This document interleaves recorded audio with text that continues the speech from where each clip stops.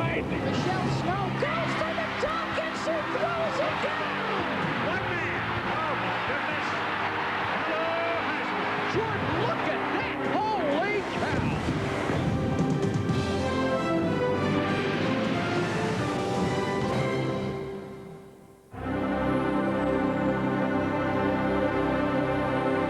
Hello, I'm Chris Fowler for College SportsCentury. Mountains are the home of the hardy, and from the Wasatch Range in Utah comes a band of brothers whose wrestling achievements are towering. 3 of the Sandersons, Cody, Cole, and Cael, produced 11 high school team championships, then continued to dominate at perennial power Iowa State. For more than 3 decades, collegiate wrestling's poster boy was Dan Gable. Now his successor has arrived. Cael Sanderson is playing the role of Barry Bonds, putting up numbers that are without precedent.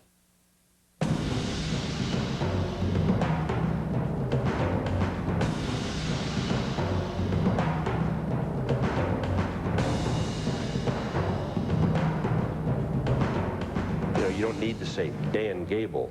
You just mention Gable, and everybody thinks of an unbelievable force in the sport of wrestling. Takedown for Gable. 2-0 lead. Gable is one of those people who I think did 2 things. He defined the sport and he made the sport. Gable into his chicken wing. There's the ball. It's all over. Dan Gable. Dan Gable is the best ambassador for wrestling that wrestling's ever had. I don't care whether you're talking about the international level, the high school level, the collegiate level, or what. Dan Gable's #1 in all. 32 years after Dan Gable finished his college wrestling career with 2 NCAA titles and a 101 record, Cael Sanderson has accomplished what few thought possible. The 22-year-old Mormon is scaling the heights of Gable's legend. Occasionally, there is someone whose excellence transcends a particular sport, and Cael is becoming that in the sport of wrestling. You gotta see this guy. You gotta see him. He's scary. He's got the 2 points. Got him on his back.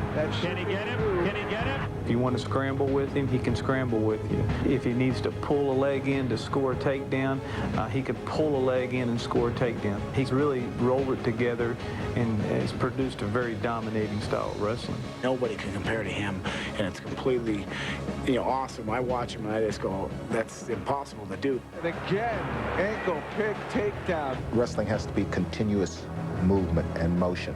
And Cael Sanderson probably typifies this more than any wrestler that I've ever coached. He has wrestling as a reaction, and he's usually the initial reaction.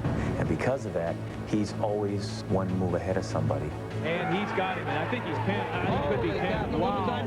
I don't think I'm the fastest. I don't think I'm the strongest or the most flexible or the most agile guy. I'm a combination of all of them. Just when you think you maybe have seen his best stuff, his next match, he might do something that you just kind of go, oh my God. Amazing performance by Cael Sanderson.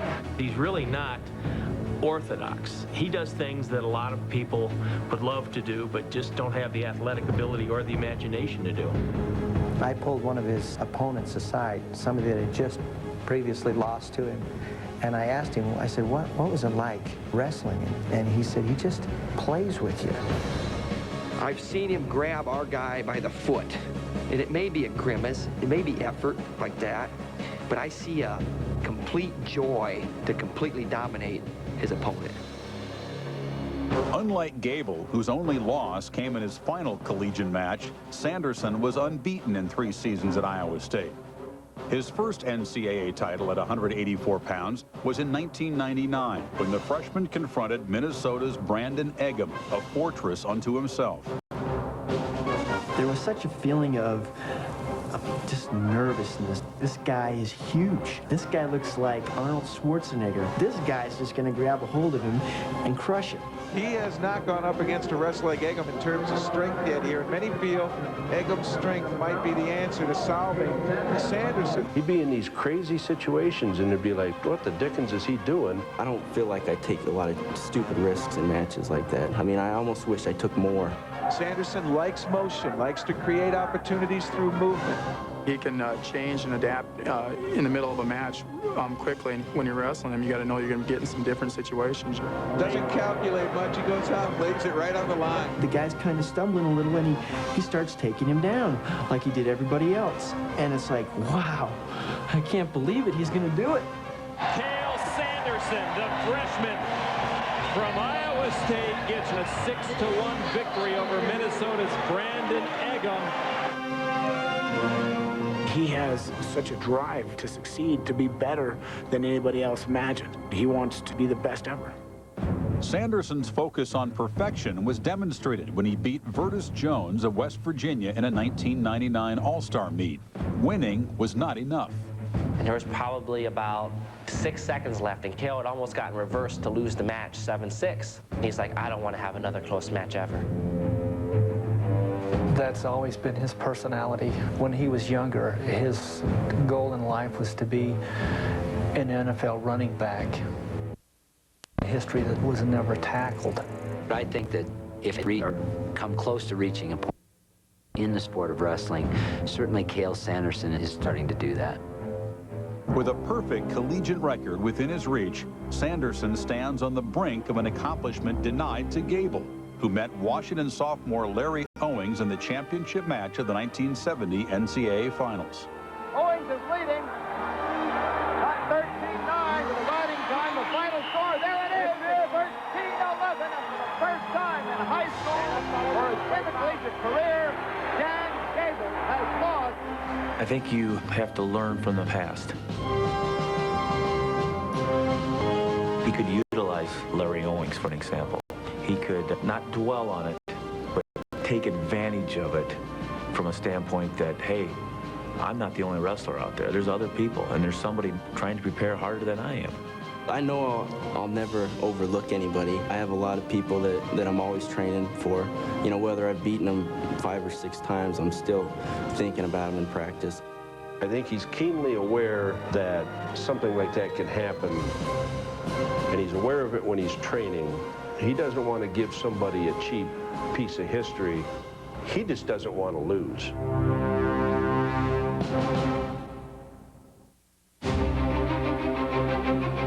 Born to Debbie and Steve Sanderson on June 20th, 1979 in Heber City, Utah, Cael Sanderson was the third of 4 boys. His father, who wrestled at Brigham Young University, coached the sport in high school. Steve's made it a family affair. From the time they were little, 3, 4 years old, it was, let's go wrestle. Some of the best memories I have of my boys, you know, wasn't in a match against some poor kid from somewhere else. It was when they were going at each other. You always had somebody to fight with and to push you to be better than you were. The game they played when they were little, it was get to the top of the stairs. And they would fight. And then who got to the top of the stairs was the champion. There is no way that I was going to let Cael get to the top of the stairs before me, because that meant that he owned me for that whole day. We were always looking for some way just to play and compete, and we got a little bit too competitive. Cael actually broke his hand one time when he punched me in the head. I like the competition from the beginning. If we ever started fighting at home, my dad he'd take us down to the wrestling room and make us, you know, take care of things there. I think it made Cael tremendously tougher, coming up the third brother of those older 2. His brothers used to beat him badly. And I think that for him, it ended up developing an ability to survive. If the Sanderson brothers battled daily under the eye of their father, it was their mother who provided the hottest competitive spark. You can't leave Debbie out because she certainly is a pit bulldog. She has that type of competitiveness that has passed on to the boys. There'd be a match going on out on the floor. We'd look up in the stands and there'd kind of be a fray going on, and Debbie was right in the middle of it. Had to separate her a time or two. She was hollering and screaming, and sometimes that offended people, and she didn't care. When the boys would lose, Steve would literally grab the boys and run and hide from Debbie. He would have to keep them away from their mother until their mother settled down. When I was a freshman, I lost to a senior guy, and she was furious. She wanted to whoop this guy's coach, and she wanted to whoop the referee, and she wanted to whoop everybody.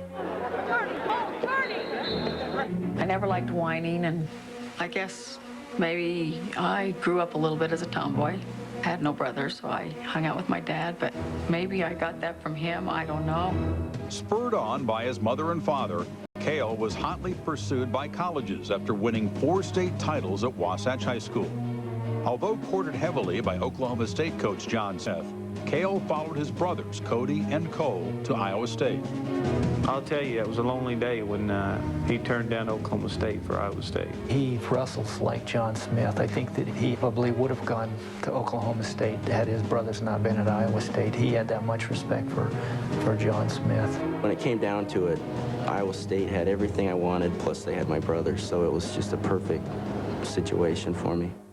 As Sanderson continued his march toward a perfect collegiate record in 2002, he had the selfless support of his brother Cody, who delayed his medical school plans to remain in Ames as a volunteer assistant and graduate student.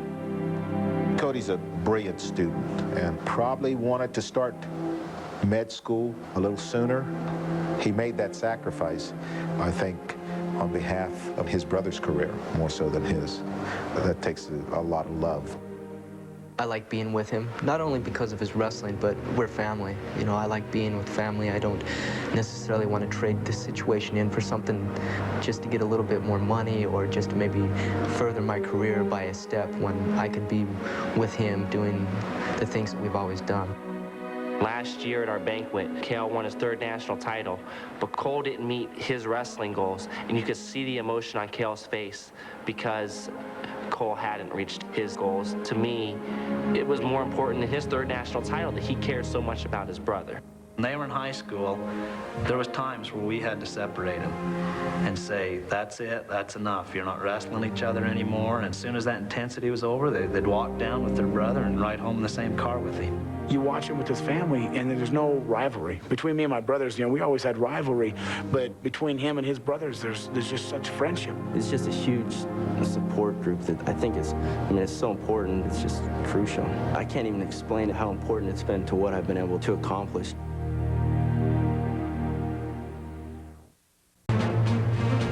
Cael Sanderson, repeating as national titleist. He's the best in the nation. As Cael Sanderson began his junior year at Iowa State with his 79-0 record, Dan Gable's mark of 100 straight victories stood clearly on the horizon. You don't really have anybody that's threatening you that seriously. You have a record that lasts for 30 years. Then all of a sudden, you have somebody to take the challenge. You know, I didn't even know what Gable's record was when they started saying he was even close to it, because I was thinking, I hope that this streak doesn't take its toll on his wrestling. For the rest of us in that situation, it would have probably been easier to have lost a match. He seems to thrive when things get the hardest for him. He handles it so nonchalantly. Sometimes I want to say to him, do you know what you're doing here? I mean, do you know what you're accomplishing? I mean, are you fully aware of it? He's a pretty modest kid, and he doesn't take himself that seriously. I think in the back of my mind thinking, well, you know, why are these guys talking to me? He kind of keeps himself closed up a little bit. And in this situation, you can understand that. He really thinks a lot about what people say about him. He doesn't like people to think that he's arrogant. I think there's very few people that know Cael Sanderson really, really well, because I don't think he lets people know him really, really well. As Sanderson approached the record, the weight of history began to take a toll.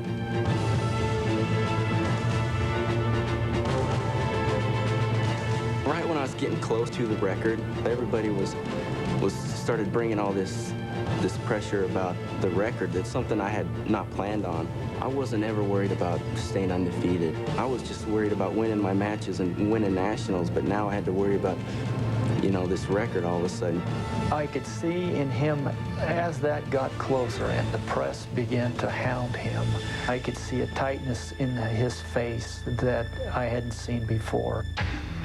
I was concerned about his ability to focus. He started sending me signals that he wasn't enjoying this. Everywhere you go on the road, there's somebody now who's heard of Cael Sanderson, and that's what they want to talk about, the streak, all the time. Everybody said, oh, it's good for the sport, media attention, but what about Cael Sanderson? You know, he needs to get out there and worry about wrestling and worry about winning, not worry about talking to the media every day.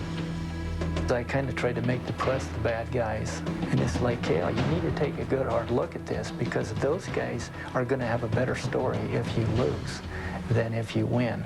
They don't really care whether you win or lose. The pressure follows him around everywhere. A lot of people are going to go to meets and tournaments and such because they might get to see Goliath get beat. Dan Gable was the greatest icon in wrestling. Just the idea of challenging that, a lot of people might want him to lose simply because of that. I don't think I really wanted to see Babe Ruth's record broke. Babe Ruth was a hero of mine. The same way with Cael Sanderson, I think there are people that feel that way. With Gable in attendance, Sanderson beat Ralph Everett of Hofstra for his record-tying 100th straight win.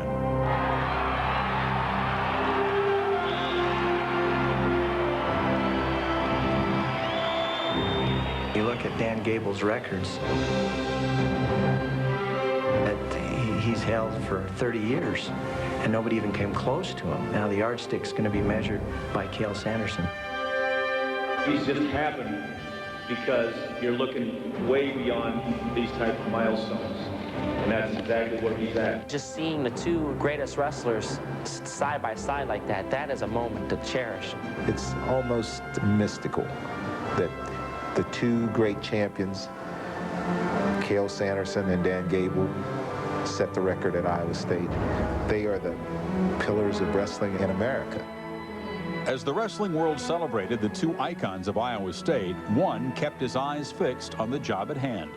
Obviously, it was a big deal, and I had to go out, and Gable was there, and it was special or something, but I don't know. It's just another match to me. He's glad he did it. It's an honor for him to be shaking Dan Gable's hand, but deep down, I could see in his face that he wanted to be home on the couch playing Nintendo or something. Sanderson had one more match to win. On January 20th, 2001, he beat Ed Alexienko of Montclair State for his record-setting 101st straight victory without a loss. You need to understand that this is absolutely one of the most incredible feats that you'll ever see in sports.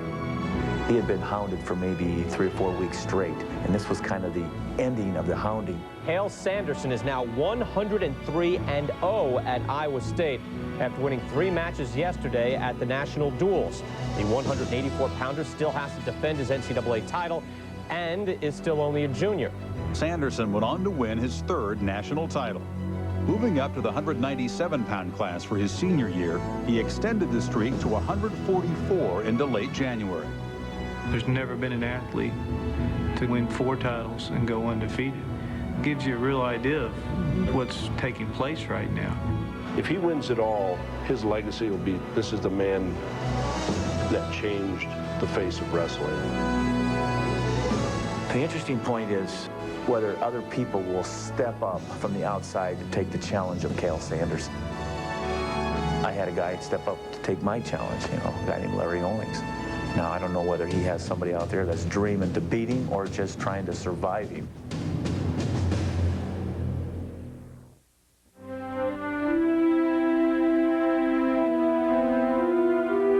For all his warrior ferocity on the mat, Cael Sanderson remains unassuming and self-effacing off it. It's not Cael Sanderson, the elite wrestler, it's just the punk kid down the street. He hasn't changed at all. It's the same kid. He doesn't think he's neater than anybody. He doesn't think that it's a privilege for us to be around him. He's just Cael. He had his girlfriend out here, and I asked his dad if they were having fun, and his dad said, well, Cael's having fun, but I'm not sure his girlfriend is. And I said, how come? And he says, well, he's taken her fishing 4 days in a row. And Cael was raised in a family of boys, and he doesn't really know what girls like, and so he does what he likes, and she went fishing with him for 4 straight days. I did a story about the Cael Sanderson bobblehead doll to ask him whether he thought that the bobblehead doll looked like him. And he says, well, it's ugly and I'm ugly, so I guess it does look like me. He's always seemed so quiet and so reserved, and he's not really that way. I mean, as soon as the camera shuts down, he'll be off goofing around somewhere. Very seldom do you see that on TV. Sometimes it's almost uncomfortable because you don't know if he's serious or if he's sarcastic, but that's just something that goes with the territory. You got to get to know Cael and understand his satire. Smile. While Sanderson tries to stay loose, he uses art as the ultimate escape from the pressures of what he faces on the mat. In college, it's been his release, you know.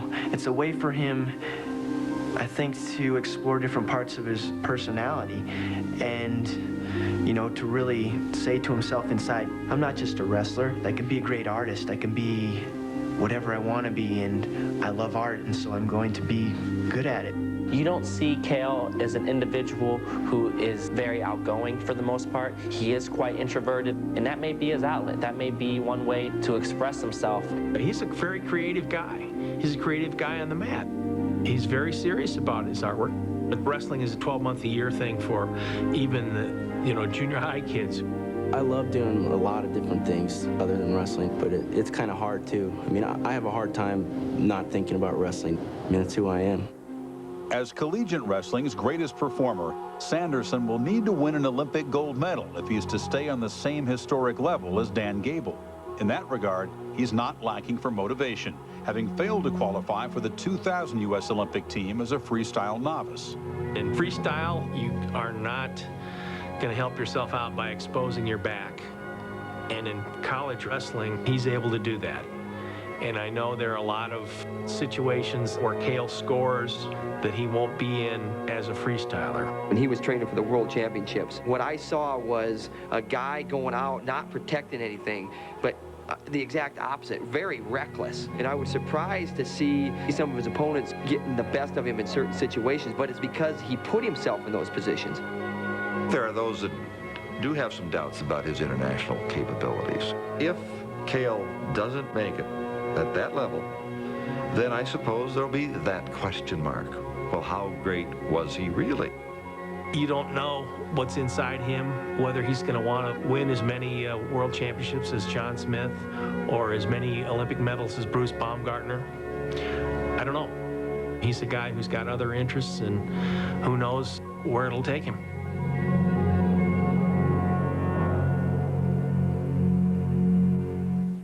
Cael Sanderson won the 187-pound freestyle title at the U.S. team trials in the summer of 2001 and was prepared to represent America at the World Championships in New York.